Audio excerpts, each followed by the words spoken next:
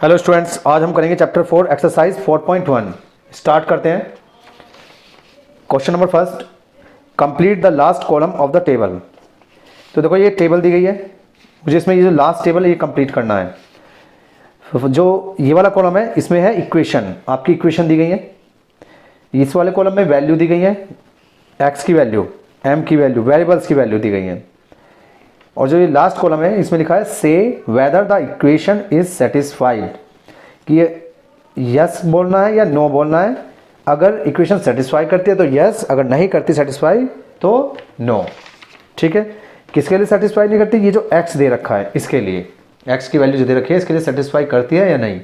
ठीक है, तो स्टार्ट करते हैं फर्स्ट से। इसका फर्स्ट पार्ट, इक्वेशन दी गई है एक्स प्लस 3 इक्वल्स टू 0। ठीक है, और यहाँ पर x की जो वैल्यू है वो है 3। तो मुझे ये बताना है कि क्या ये इक्वेशन x की वैल्यू 3 पर सेटिस्फाई करती है या नहीं। सेटिस्फाई का मतलब ये है कि लेफ्ट हैंड साइड और राइट हैंड साइड दोनों इक्वल आनी चाहिए। ठीक है, जैसे मैं x की वैल्यू यहाँ पुट करता हूँ तो पुटिंग x इक्वल्स टू 3, यहाँ पर 3 पुट कर दीजिए तो ये हो जाएगा 3 प्लस 3 इक्वल्स टू 0। इधर ये राइट हैंड साइड है, ये लेफ्ट हैंड साइड। तो लेफ्ट में कितना हुआ? 3 प्लस 3 6 हो गया, तो 6 इक्वल्स टू 0। अब ये तो 6 0 के इक्वल नहीं होता। ठीक है, यानी कि LHS not equals to RHS, left hand side not equals to right hand side. इसका मतलब क्या होगा? It is false. ठीक है, तो जब ये फॉल्स है इसका मतलब क्या है? Not satisfied. Equation is not satisfied. Equation यानी कि सेटिस्फाइड नहीं हुई x बराबर 3 पर। ठीक है, सेकंड पार्ट देखते हैं। x प्लस 3 इक्वल्स टू 0 और x इक्वल्स टू 0 पर मुझे बताना है। x plus 3 equals to 0 equation ये है, और हमें बताना है x इक्वल्स टू 0 पर क्या इक्वेशन सेटिस्फाई करती है या नहीं। ठीक है, तो सेम प्रोसेस आएगा। हम क्या करते हैं, यहाँ से x की वैल्यू यहाँ पुट कर देते हैं। पुटिंग x इक्वल्स टू 0, तो यहाँ पर 0 पुट कर देते हैं। तो 0 प्लस 3 इक्वल्स टू 0, ये आ जाएगा 3 और इधर आ गया 0, ये भी नॉट इक्वल है। 3 0 के इक्वल नहीं होता, तो हम यहाँ भी बोल देंगे let LHS not equals to, यहाँ sorry not equals to RHS, यानी कि लेफ्ट हैंड साइड इक्वल नहीं है राइट हैंड साइड के। ठीक है, तो इक्वेशन इज नॉट सेटिस्फाइड। ठीक है, नेक्स्ट देखते हैं थर्ड पार्ट इसका। ये क्या कहता है थर्ड पार्ट में? देखो कि x प्लस 3 इक्वल्स टू 0। यहां पर क्या लिखा है कि x प्लस 3 इक्वल्स टू 0।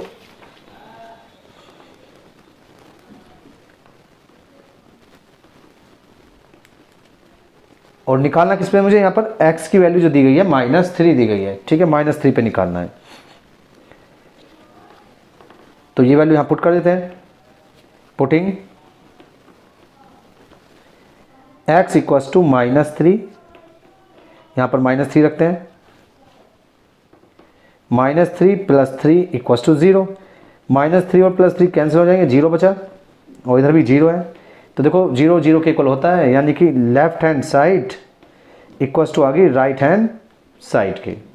तो हम यहाँ बोलेंगे equation satisfied. Yes, equation is satisfied. ठीक है, नेक्स्ट पार्ट देखते हैं।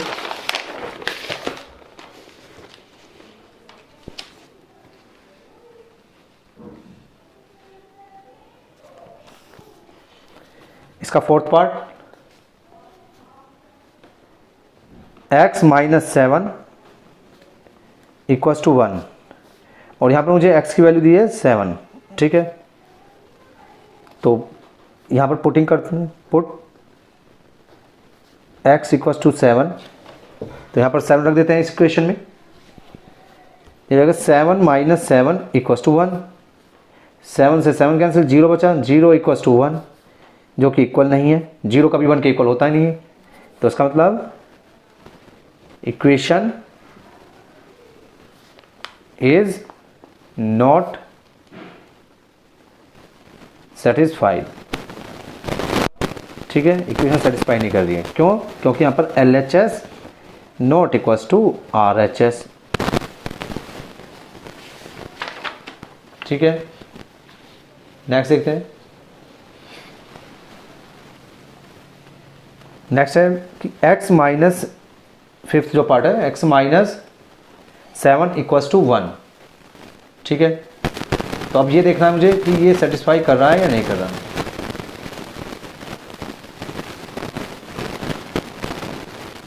किस पर? x इक्वल्स टू 8 पर। पुटिंग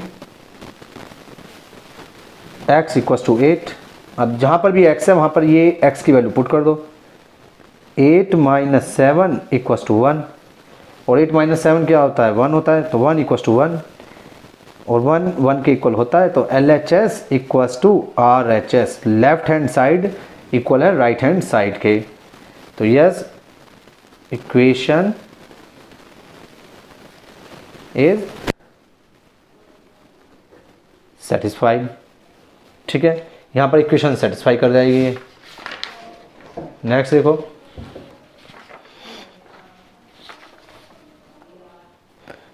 सिक्स पार्ट में क्या कहता है कि 5x इक्वल्स टू 25, और देखो 5x इक्वल्स टू 25 दिया हुआ है ना, और चेक करना है मुझे x इक्वल्स टू 0 पर।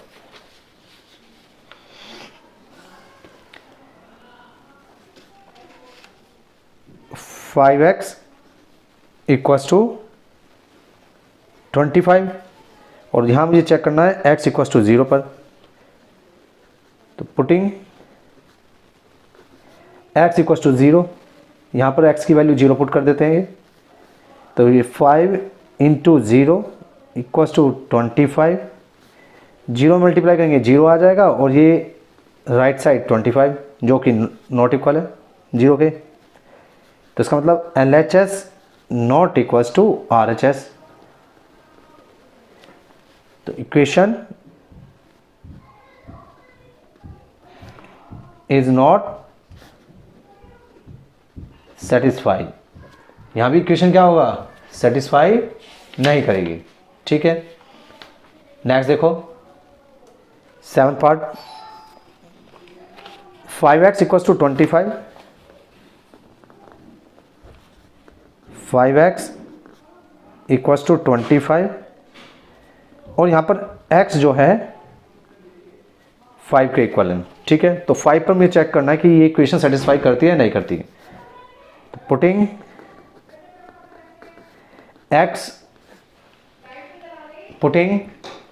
x इक्वल्स टू 5, यहाँ पर पुट कर देते हैं।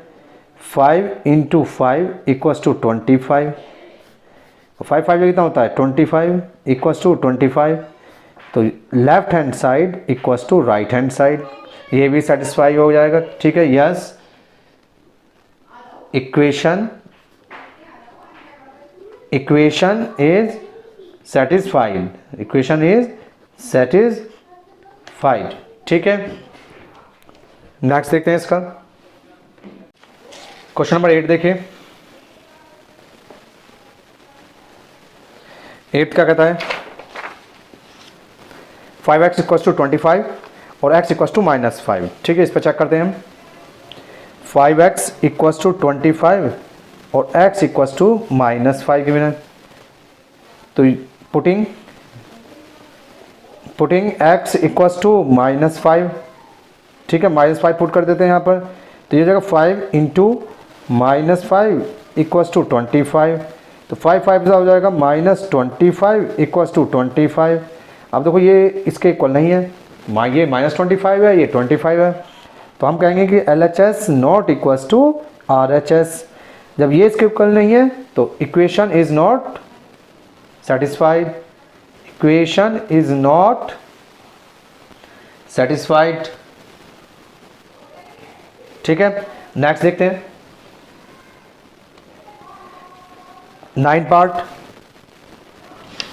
ठीक है कि m/3 equals to 2, m/3 equals to 2, और यहाँ पर m की वैल्यू दी है -6, m equals to -6, putting m equals to -6, ये वैल्यू यहाँ रख देते हैं हम, ये वाली वैल्यू यहाँ पर पुट कर देते हैं, तो -6/3 इक्वल्स टू 2, 3 2 6, यहाँ पर आ जाएगा -2 और यहाँ पर है ये 2, क्योंकि -2 2 के इक्वल नहीं है तो हम बोलेंगे LHS not equals to RHS। ठीक है, तो इसका मतलब यहाँ पर भी equation is not satisfied, equation is not satisfied.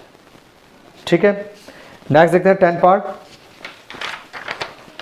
10 part कहता है m/3 इक्वल्स टू 2 और m equals to 0, m/3 equals to 2 और यहाँ पर m इक्वल्स टू 0 है, तो putting m equals to 0, m equals to 0 इसमें पुट कर देते हैं हम, तो 0/3 इक्वल्स टू 2, 0 को किसी भी नंबर से अगर डिवाइड करेंगे तो आंसर 0 ही होता है, तो 0 2 के इक्वल नहीं है, इसका मतलब LHS not equals to RHS, यहाँ भी नॉट इक्वल्स टू है, RHS right left hand side not equals to right hand side, equation is not satisfied, equation क्या है, सेटिस्फाइड नहीं कर रही है। नेक्स्ट देखते हैं 11 पार्ट इसका। ठीक है, इधर रखा है m/3 equals to 2, m/3 equals to 2 और m की वैल्यू दी हुई है 6, मुझे 6 पे चेक करना है, तो पुटिंग m इक्वल्स टू 6, तो ये हो जाएगा 6/3 equals to 2, 3 2 6, so 2 equals to 2, इसका मतलब क्या है, LHS इक्वल्स टू RHS, तो इक्वेशन इज सेटिस्फाइड, तो यहाँ पर इक्वेशन क्या होगी, ये सेटिस्फाइड होगी। ठीक है, नेक्स्ट देखो क्वेश्चन नंबर सेकंड। तो सेकंड क्या कहता है, ये check whether the value given in the bracket is solution to given equation और नॉट। ये इक्वेशन दी गई है और यहाँ पर ये वैल्यू दी गई है, तो आपको बताना है क्या ये वैल्यू इसका सॉल्यूशन है या नहीं इस इक्वेशन का। ठीक है, तो इसे चेक करने के लिए स्टार्ट करते हैं।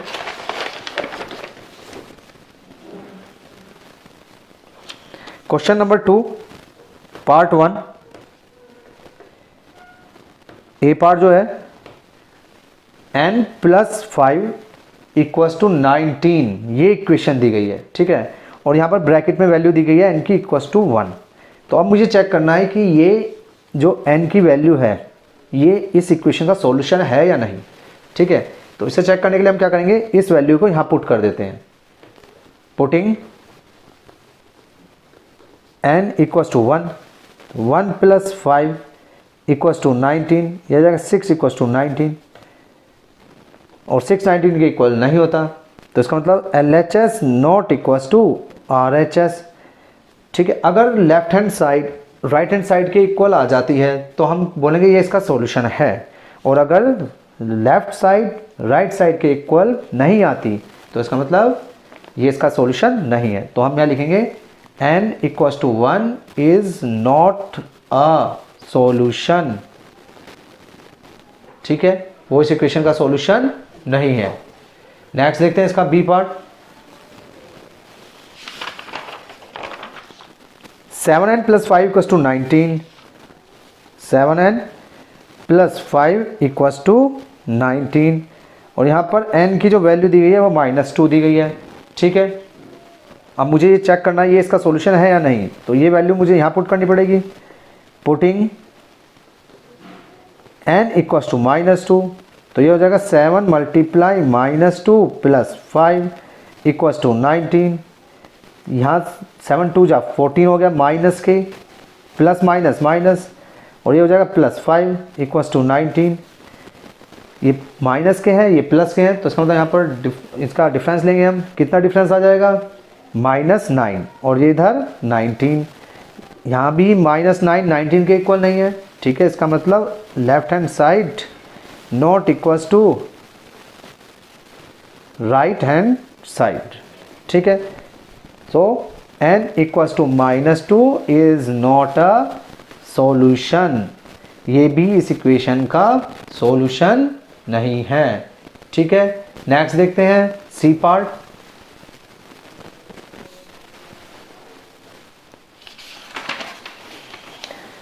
सी पार्ट में दिया 7n प्लस 5 इक्वल्स टू 19 और n equals to 2। 7n plus 5 equals to 19 और यहाँ पर ब्रैकेट में दिया है n इक्वल्स टू 2। अब मुझे ये चेक करना है इसका सॉल्यूशन है या नहीं, तो पुटिंग n इक्वल्स टू 2 यहाँ पर पुट कर दो।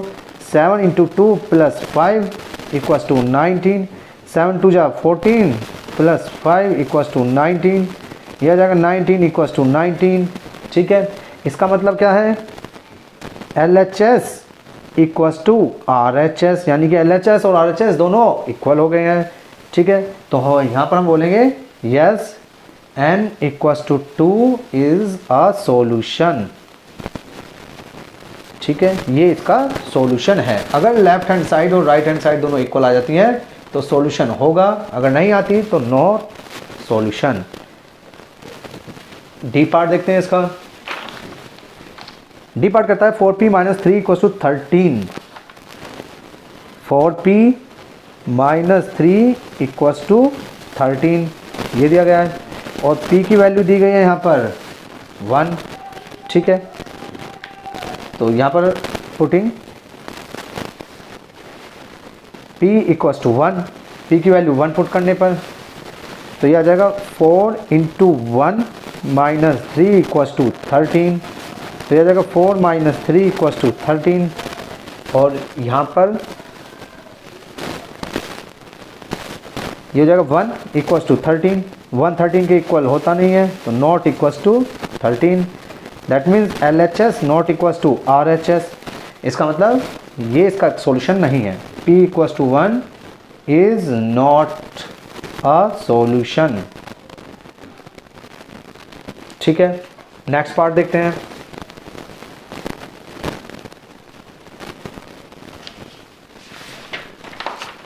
ई पार्ट देखते हैं इसका। 4p - 3 equals to 13, 4p - 3 equals to 13। अब इसको चेक कर लेते हैं, और p इक्वल्स टू -4 इस पर चेक करना है मुझे, तो पुटिंग p इक्वल्स टू -4 यहाँ पर रख देते हैं वैल्यू, तो 4 इंटू -4 - 3 इक्वल्स टू 13। जहाँ पर p था वहाँ पर हमने p की वैल्यू -4 पुट कर दी। 4 4 जा 16 -16 माइनस का 3 इक्वल्स टू 13। दोनों माइनस के हैं तो ऐड हो जाएंगे, साइन माइनस का ही आएगा, -19 इक्वल्स टू -13, जो कि आपस में इक्वल नहीं है। तो हम बोलेंगे LHS not equals to RHS।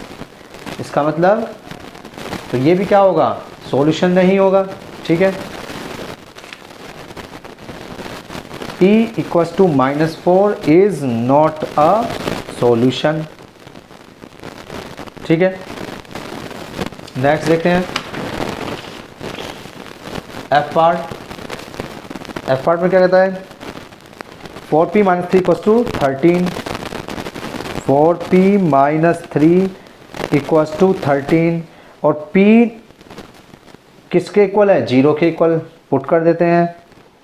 Putting p equals to 0, so 4 into p की जगह 0 रखेंगे यहाँ पर, -3 इक्वल्स टू 13, तो ये हो जाएगा 0 - 3 इक्वल्स टू 13, -3 इक्वल्स टू 13, ये भी इसके इक्वल नहीं है, तो हम बोलेंगे LHS not equals to RHS। That means p equals to 0 is not a solution, ये भी इसका सॉल्यूशन नहीं है। ठीक है, नेक्स्ट देखते हैं क्वेश्चन नंबर 3। अब देखो क्वेश्चन नंबर 3 में क्या कहता है ये,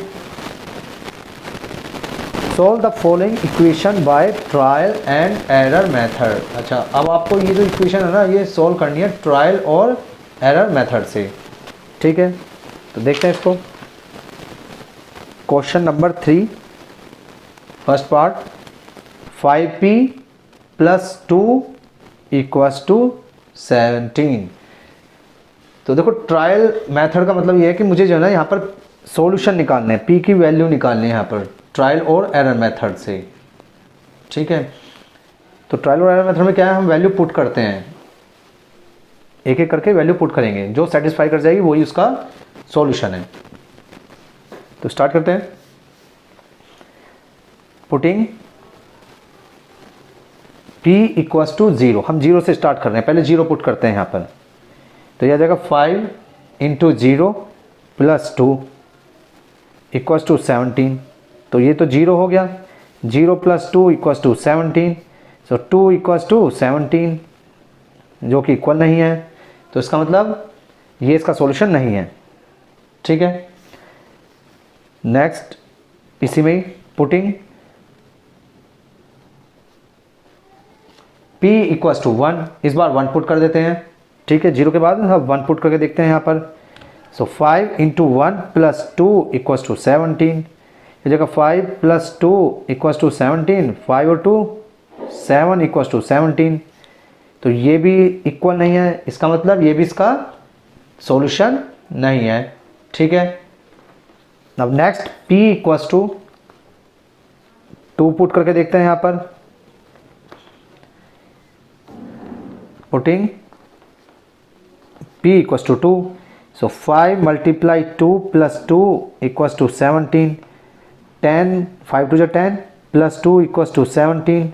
तो ये हो जाएगा 12 = 17। तो 12 भी 17 के इक्वल नहीं होता, इसका मतलब ये भी सॉल्यूशन नहीं है। ठीक है, नॉट अ सॉल्यूशन।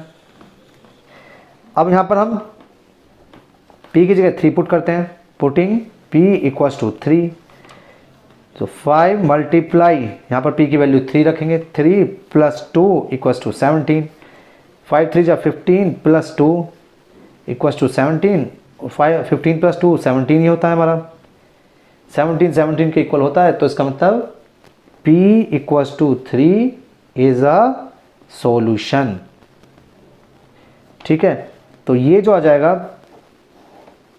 p = 3, ये इसका एक सॉल्यूशन हो जाएगा। ठीक है, तो ये बोलते हैं, इसको बोलते हैं ट्रायल एंड एरर मेथड। मतलब हम एक एक करके वैल्यू पुट करते रहते हैं, जिस वैल्यू पर लेफ्ट हैंड साइड और राइट हैंड साइड दोनों बराबर आ जाए वो ही पॉइंट हमारा सॉल्यूशन हो जाता है। ठीक है, नेक्स्ट देखते हैं इसका सेकंड पार्ट।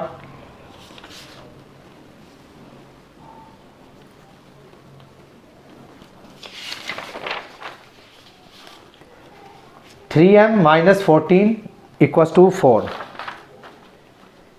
3m - 14 = 4। अब मुझे इसको ट्रायल एंड एरर मेथड से सोल्व करना है। ठीक है, सो पुटिंग m = 0 से स्टार्ट करते हैं। so 3 × 0 - 14 = 4। 0 - 14 = 4 और ये -14 = 4 जो कि इक्वल नहीं है, तो इसका सॉल्यूशन नहीं है। इस बार 1 पुट करते हैं। पुटिंग m = 1, तो 3 × 1 - 14 = 4। 3 - 14 = 4, -14 और 3 प्लस का है, तो ये माइनस का 11 = 4, ये भी इसका सॉल्यूशन नहीं है। ठीक है, नेक्स्ट देखते हैं।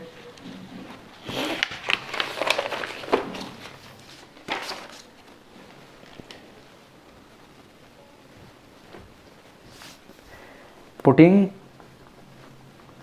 m = 2 पुट करके देखते हैं इसमें। सो 3 × 2 - 14 = 4। 6 - 14 = 4। तो यहाँ से हो जाएगा माइनस का 8 इक्वल्स टू 4, ये भी इक्वल नहीं है। अब की बार 3 पुट करते हैं, पुटिंग m इक्वल्स टू 3, तो ये हो जाएगा 3 मल्टीप्लाई 3 माइनस का 14 equals to 4, 9 minus 14 equals to 4, और यहाँ पर बचेगा माइनस का 5 इक्वल्स टू 4, ये भी इक्वल नहीं है। ठीक है, नेक्स्ट पुट करते हैं, putting m equals to 4, so 3 into 4 minus का 14 इक्वल्स टू 4, 12 माइनस का 14 इक्वल्स टू 4, यहाँ बचेगा माइनस 2 इक्वल्स टू 4, ये भी इक्वल नहीं है।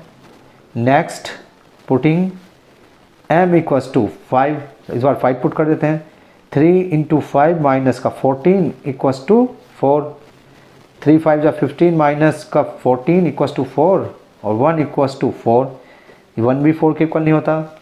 ठीक है, next putting m equals to 6, इस बार 6 पुट कर देते हैं, तो 3 इंटू 6 माइनस का 14 इक्वल्स टू 4, 3 6 जा 18 माइनस 14 इक्वल्स टू 4, और 18 में से 14 सब्ट्रैक्ट करते हैं तो कितना बचता है 4, यानी कि 4 इक्वल्स टू 4, तो यहाँ पर LHS इक्वल्स टू RHS।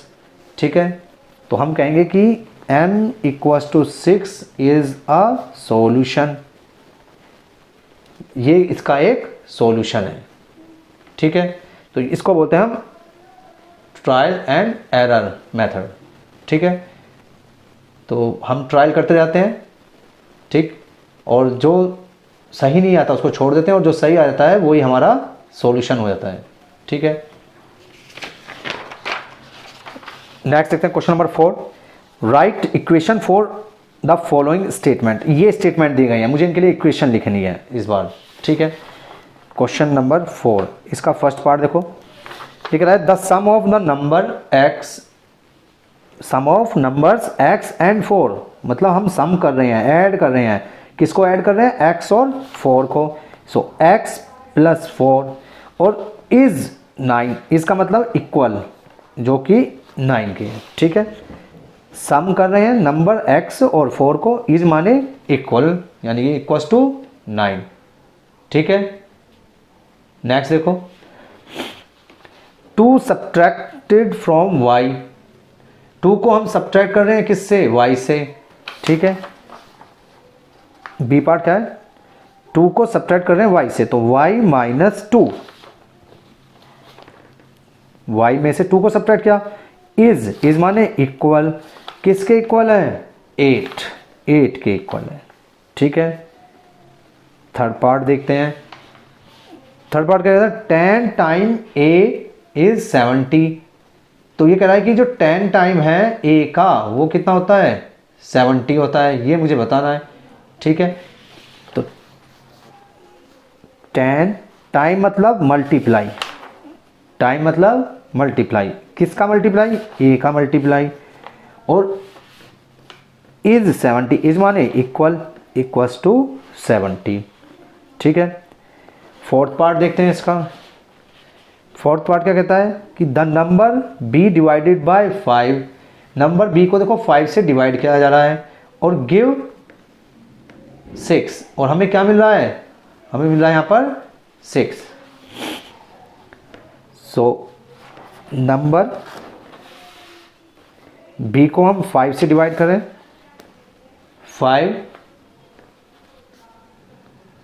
5 से डिवाइड कर रहे हैं, b को 5 से डिवाइड कर रहे हैं। ठीक है, डिवाइड का साइन ये, और हमें आंसर क्या मिल रहा है, 6, गिव्स 6। फिफ्थ देखो, फिफ्थ क्या है, 3/4 ऑफ t, जो 3/4 है t का। ठीक है, 3/4 ऑफ t वो किसके इक्वल है, 15 के इक्वल है। तो 3/4 मतलब होता है 3/4। ठीक है, ऑफ माने मल्टीप्लाई, किसके मल्टीप्लाई, t के साथ मल्टीप्लाई, फिर इज आ रहा है, इज माने इक्वल, इक्वल्स टू 15, तो ये आंसर आ गया।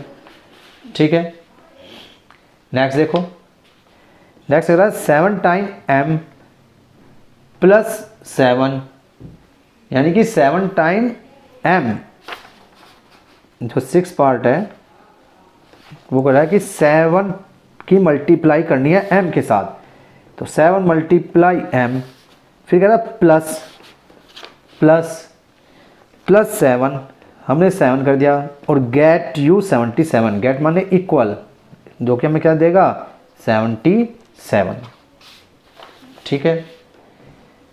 नेक्स्ट देखो 7 पार्ट क्या कहता है, 1/4 of A number x minus 4 gives 4, ठीक है। तो 1/4 निकालना, यानी कि 1/4 of A number x, of माने मल्टीप्लाई और इनटू x का मल्टीप्लाई करनी है, फिर माइनस, माइनस मतलब -4 करना है, गिव्स माने इक्वल, किसके 4 के इक्वल, ठीक है। नेक्स्ट देखो, if you take away 6, if you take away 6 from 6 time y, अच्छा अगर 6 टाइम y में से अगर 6 आप निकाल लें, ठीक है, यू गेट 60, तो आपको क्या मिलेगा 60। तो आप क्वेश्चन को पढ़ते हैं, 8th पार्ट, 6 टाइम y, तो 6 मल्टीप्लाई y और टेक अवे 6, इसमें से हम क्या ले रहे हैं 6 हटा रहे हैं, टेक अवे माने माइनस करना, टेक अवे माने माइनस कर रहे हैं 6, गेट, गेट माने इक्वल टू, कितना मिलेगा 60, ठीक है। नेक्स्ट देखते हैं, नेक्स्ट कहता है इफ़ यू ऐड 3, अगर आप 3 ऐड करते हैं टू 1/3 ऑफ z, z के 1/3 में,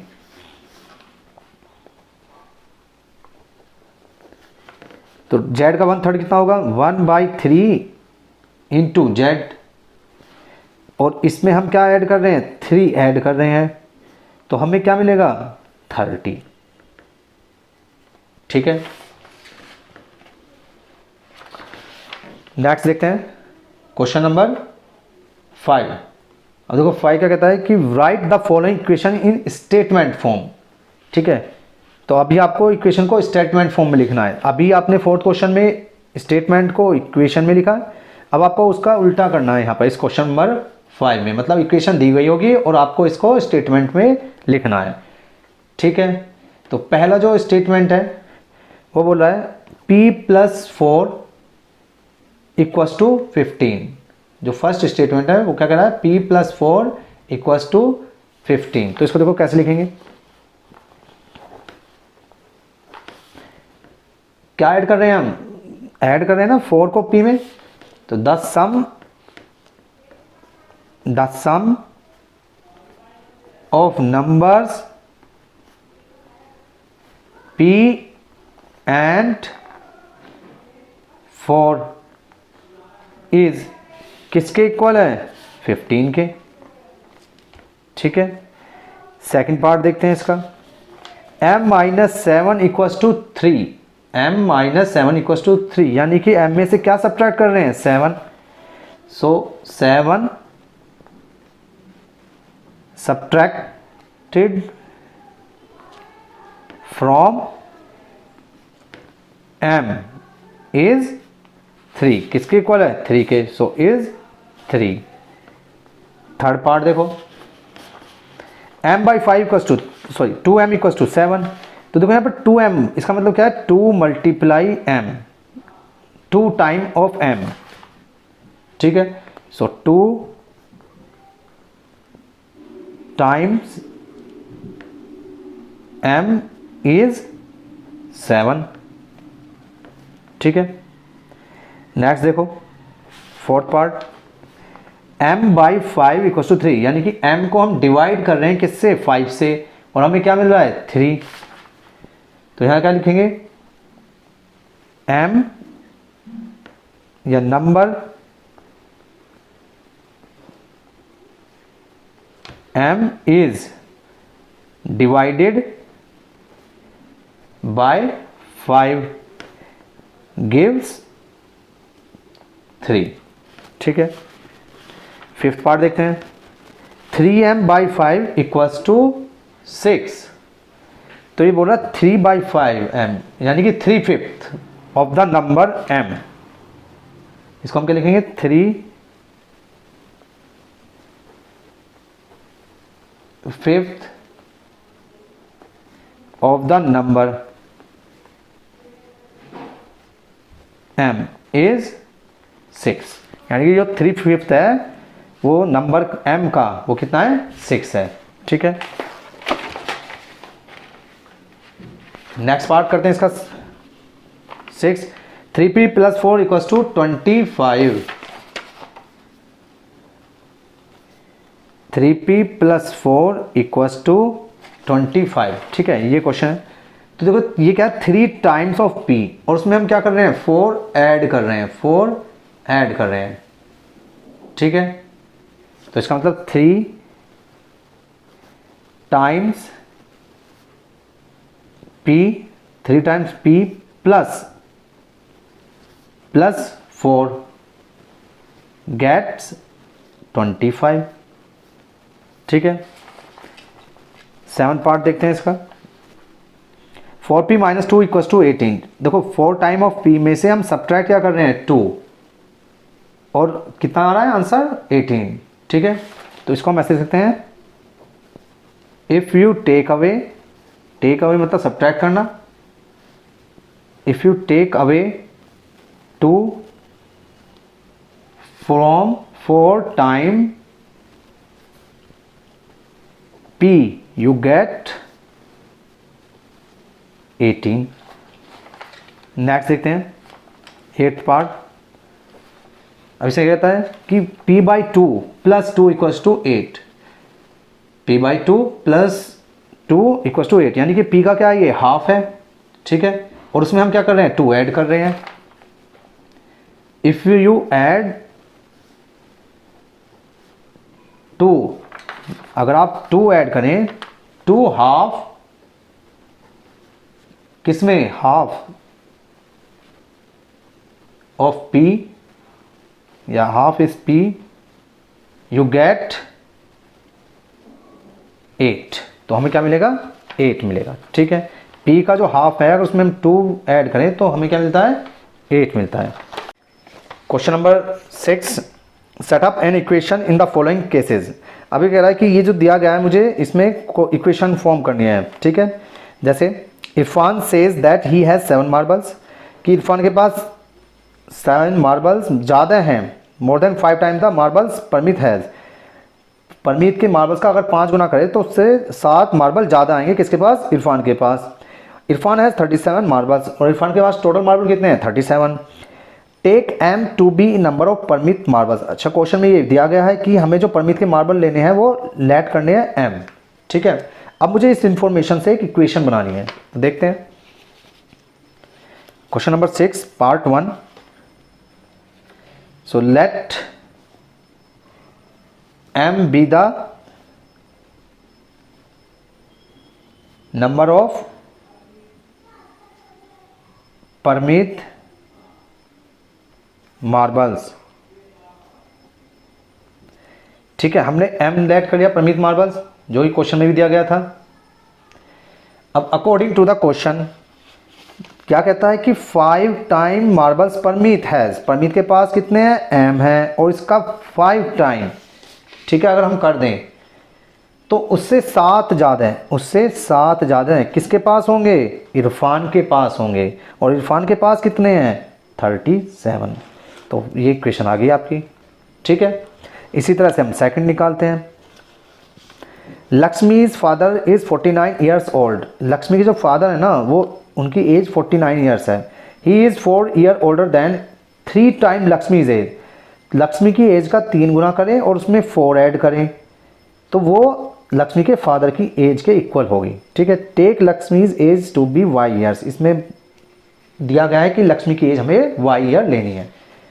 तो let the age of Lakshmi be y years. हमने लक्ष्मी की एज y ईयर्स ली। अब अकॉर्डिंग टू द क्वेश्चन ये कहता है कि 3 टाइम लक्ष्मी एज, तो 3y 3 टाइम किया लक्ष्मीज एज और उसमें 4 ऐड कर दो प्लस 4, तो वो किसके इक्वल होगी? फादर एज के। फादर एज कितनी है? 49। ये क्वेश्चन आ गई। ठीक है, थर्ड देखते हैं। The teacher tells the class that the highest mark obtain bye a student. Teacher ने क्लास में क्या पूछा? Highest mark obtain bye student in her class is twice the lowest mark plus 7। ठीक है, तो टीचर क्या बताता है यहाँ पर कि जो क्लास में हाईएस्ट स्कोर करता है, हाईएस्ट मार्क्स जिसको मिलते हैं स्टूडेंट को, वो कितने हैं? Twice the lowest mark plus 7। मतलब जो सबसे कम है उसका अगर हम 2 गुना करें और उसमें 7 ऐड कर दें। ठीक है, तो टीचर क्या बताता है अपनी क्लास में? हाईएस्ट मार्क को किस तरह से बताता है कि जो लोएस्ट मार्क्स हैं अगर हम उसका दुगना करें प्लस 7 कर दें तो वो हाईएस्ट मार्क होंगे। और हाईएस्ट स्कोर कितना है? 87। Take the lowest score be, हमें यहाँ पर क्या लेना है? लोएस्ट स्कोर जो है एल। ठीक है, तो let the lowest score be L. तो according to the question twice of lowest mark plus 7, अगर हम 7 कर दें तो वो किसके इक्वल आएगा? हाईएस्ट स्कोर के। ठीक है, नेक्स्ट देखते हैं fourth part. In an isosceles triangle the vertex angle is twice either base angle. देखो ये एक आइसोसेलेस ट्रायंगल है इस तरह से, जिसमें 2 साइड इक्वल होती हैं। ठीक है, ए बी सी, इस तरह से ये 2 साइड आपस में इक्वल लेंथ होगी इनकी।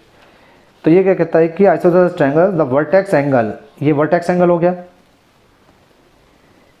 Is twice either base angle, ये बेस हो गए, ये बेस एंगल होते हैं ए और बी। ठीक है, late the base angle be in degrees. अच्छा, बेस एंगल जो होते हैं वो इक्वल होते हैं आइसोसेलेस ट्रायंगल में, बेस एंगल इक्वल होते हैं। अगर ये बी है तो ये भी बी होगा। Remember that the sum of angle of triangle is 180 degree, और तीनों एंगलों का जो सम होता है वो कितना होता है? 180 होता है। ठीक है, तो इसको कैसे फॉर्म करते हैं? देखो, let the base angle b, हमारा जो बेस एंगल है वो कितना है? बी है। ठीक है, तो हम वर्टेक्स एंगल की कंडीशन क्या दी गई है कि वर्टेक्स एंगल जो है ना ट्वाइस है बेस एंगल के, किसी भी एक बेस एंगल के। सो इसलिए क्या हो जाएगा? So that vertex angle equals to twice of base angle, 2b हो गया। ठीक है, अब यहाँ पर एक कंडीशन और दी गई है कि sum of angle of a triangle is 180। तो इसका मतलब क्या होगा? Angle A plus angle B plus angle C equals to 180। तीनों एंगलों का सम 180 होता है। ए की वैल्यू कितनी है? यहाँ पर बी है, बी की वैल्यू भी बी है, और ये किसकी वैल्यू है? सी की वैल्यू है ये। तो सी की वैल्यू कितनी रखी थी हमने? 2b equals to 180। तो ये कितना होगा total? 2b plus b 3 plus 1 4b equals to 180। यही हमारे क्वेश्चंस। ठीक है, ओके, थैंक यू।